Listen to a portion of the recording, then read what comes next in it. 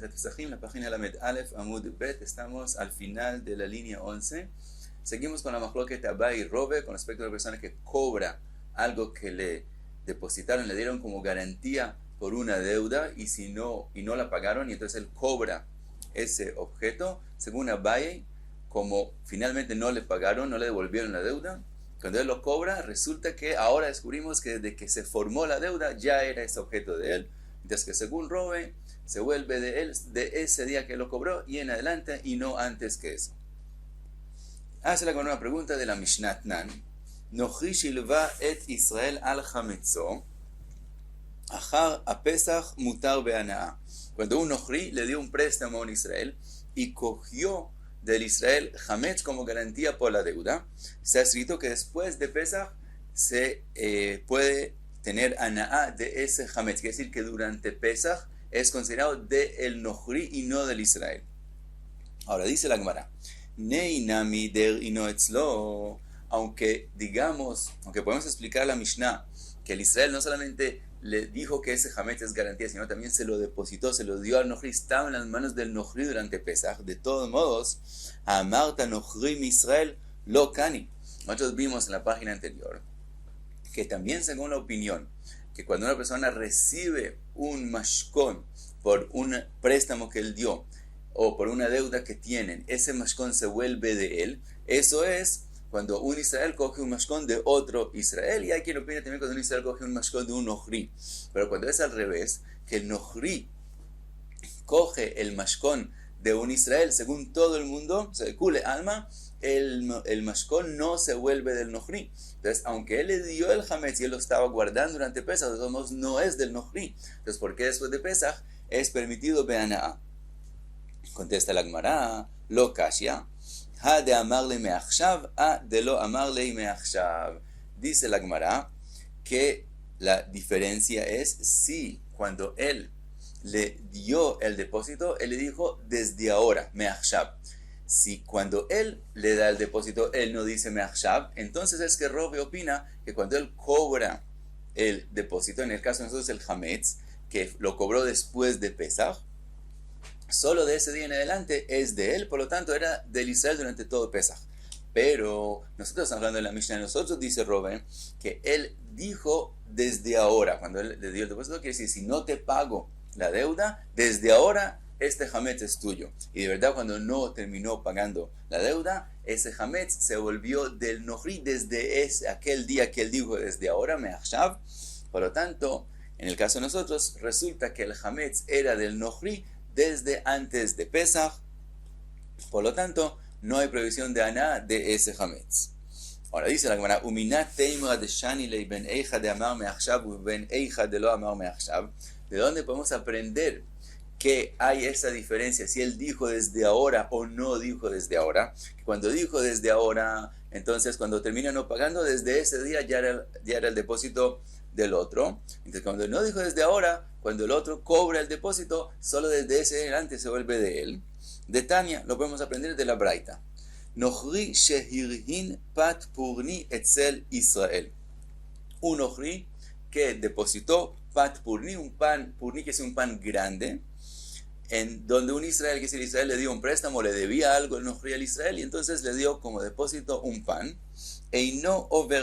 No hay prohibición después de Pesach, quiere decir que el pan quedó del Nochri durante todo Pesach, aunque está en las manos del Israel.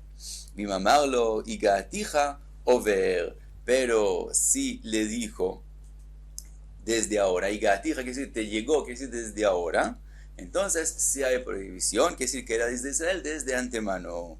Maishna Reisho, Maishna Seifa. ¿Cuál es la diferencia entre el principio y el final de la Braita? El Alav Shma Mina, podemos aprender de aquí. Shani Eija de amarle me'achshav, la Eija de lo amarle me'achshav, Shma Mina. Entonces de aquí vimos la diferencia, si le dijo desde ahora o no le dijo desde ahora.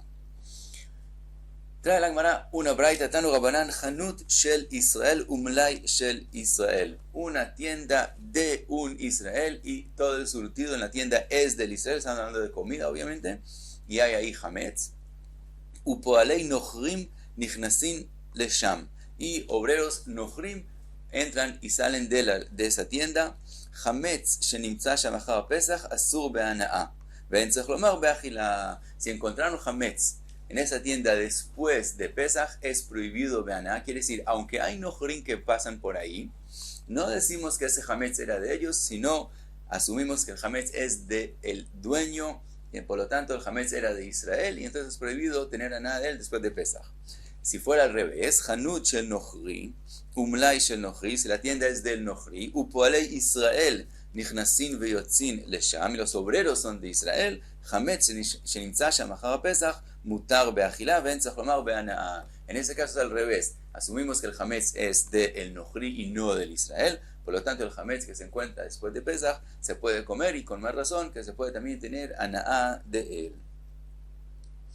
Y pasamos a la próxima Mishnah. Dice la Mishnah, hametz shenafla alav mapolet, arei u kemevoar. Dice la Mishnah, si hay un hametz que le cayeron piedras encima y no se puede llegar a él, es considerado como si le hizo biur y como si no existe ese hametz. Dice Rabban Shimon ben Gamliel, sigue la Mishnah, dice Rabban Shimon ben Gamliel, Omer, kol she'ena kelev yachol lechapes acharav. Eso tiene una condición, dice Rabban Shimon ben Gamliel, que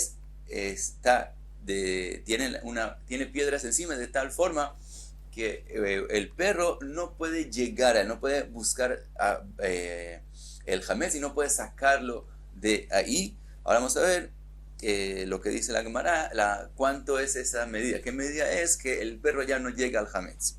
Dice la Gemara,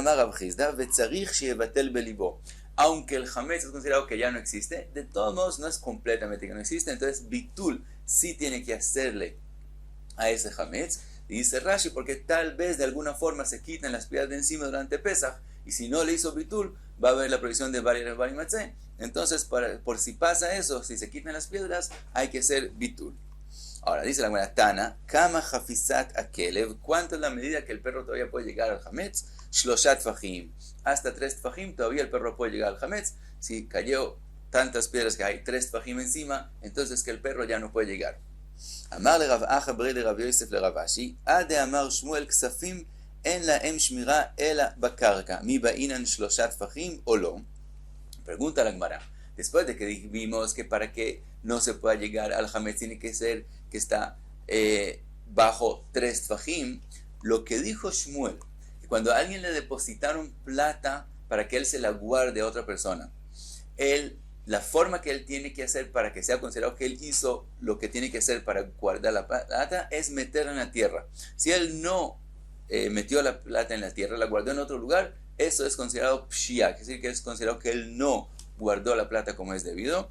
Y si se la robaron, aunque él sea un shomer hinam, que no recibió plata por guardar la plata, de todos modos tiene que pagar lo que le depositaron. Entonces, Shmuel dijo que hay que guardarlo bajo tierra. También en ese caso se necesitan 3 tfajim, como vimos con respecto al hametz, o es un caso diferente. A Marley le dijo Rav Ashi, Aja mishum reija ba'inan 3 tfajim. Ata mishum ichsuyei me'einau velo bai 3. Dice Rav Ashi, no. Con respecto a hametz, que tiene olor y el perro va a buscarlo por el olor, entonces necesitamos 3 tfajim. Pero con respecto a plata, lo único que queremos es que se cubra los ojos, que no lo vean. En ese caso es suficiente, en ese caso no se necesitan 3 tfajim. Ahora pregunta la Gemara, Kama, entonces ¿cuánto sí se necesita? Amar Fran bar Pope, mesijra tefaj. Con un tefaj que esté adentro de un tefaj es suficiente. Y pasamos a la próxima Mishnah. Dice la Mishnah, Aochel trumat hametz bepesach beshogeg meshalem keren vechomesh. Una persona, un Cohen, tenía una truma de hametz y la tenía en Pesach. Entonces, bueno, él hizo la prohibición de Bari Matzeh, o si hizo bitul, solamente la prohibición de Rabbanan, pero de hecho tiene trumat hametz en Pesach. Y vino un Israel y lo comió beshogeg. Quiere decir, él no sabía que es truma. No importa si él sabía que es hametz o no. No importa de la prohibición del hametz. Lo que importa es la truma. Con respecto a la truma, él no sabía que es truma, es shogeg. Dice la Mishnah que él tiene que pagar keren vechomesh, que él tiene que pagar como si fuera una truma común y corriente. Ahora aquí hay una pregunta. Hametz en Pesach no se puede comer y además es prohibido be'ana'ah. Entonces no tiene un valor. Entonces, ¿qué es lo que él le paga? Explica Rashi, después la Gemara va a traer otras explicaciones, pero Rashi trae en la Mishnah esta explicación, que Trumá, la Torah dice que la persona cuando paga la Trumá, él tiene que pagar frutas, es decir, él tiene que pagar algo que eso mismo que él paga se vuelve Trumá. Es decir, aunque él le da frutas o trigo, digamos, que es Julín, cuando él se lo paga al Cohen, eso mismo se vuelve Trumá.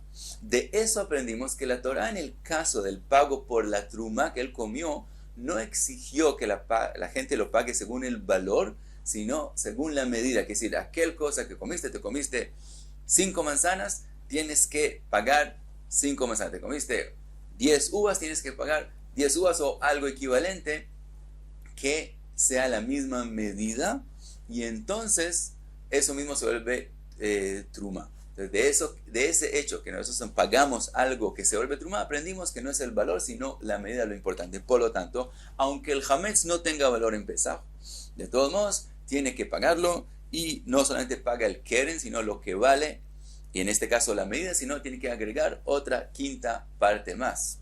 Ahora, eso fue si él comió la Trumá Beshogeg, sin saber que es Trumá, pero Bemezid.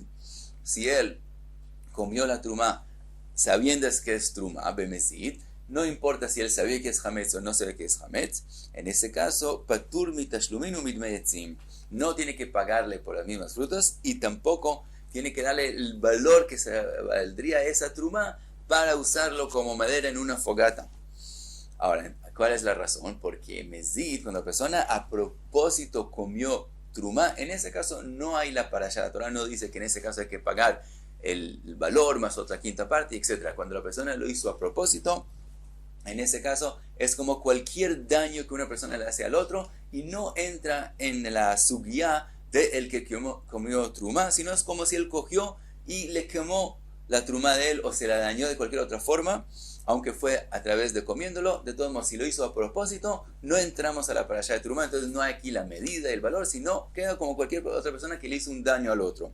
Y como Hametz en Pesaj no tiene valor económico, por lo tanto no tiene que pagarle nada, es como si le hizo un daño a algo que no vale nada, entonces queda sin nada que pagar. Dice la Gemara Nan Atam, Haochel Trumá Beshogeg, Meshalem Kerem Vechomesh, y dice, Ejad Haochel Veejad Ashotet, no solamente el que come la Trumá tiene que pagar, sino también el que toma algo de Trumá, Veejad Asajo, también si se lo unta encima en el cuerpo, también tiene que pagar. Ahora explica Rashi que en la Torah está escrito Ki yochal kodesh bishgaga, cuando la persona comió. Entonces lo que está diciendo aquí la Mishnah es que cuando una persona toma es considerado como si comió, porque tomar es parte de comer. Entonces shishtia bichlal achila es parte de comer, es igual como si comió. Y no solamente eso, si una persona se hace sijá, se unta algo encima, también es considerado como tomar. Sijá que shtia. Por lo tanto, es lo mismo como si lo comió. Esas son las tres formas que si la persona usó la trumá del Cohen, tiene que pagarle. Ahora sigue y dice, Ejad trumá tmeá ve ejad trumá teorá. No importa si la trumá estaba impura o pura, también si está impura hay que pagar, porque también tiene un valor. El Cohen puede usarlo como madera para calentar su comida y etcétera. Entonces tiene un valor, entonces tiene que pagarlo. Entonces, igual si era puro o impuro, meshalem homesh, quiere decir fuera el valor mismo, como dijimos, la medida misma, tiene que pagar también una quinta parte más, y vejumsha de humsha, y también una quinta parte por la quinta parte. Quiere decir que también esta quinta parte adicional que él pagó al Cohen, también ella misma se volvió trumá. Quiere decir que si después una persona volvió y comió beshogeg, esa quinta parte adicional que se volvió trumá, también es ahora considerada una trumá legítima, por lo tanto también por ella tiene que pagar la quinta parte más. Ella misma es una quinta parte más, y él sobre ella paga el valor mismo, y también a ella le agrega una quinta parte más, porque ella misma se volvió trumá para todas las alajot de trumá. Y hasta aquí la medalla.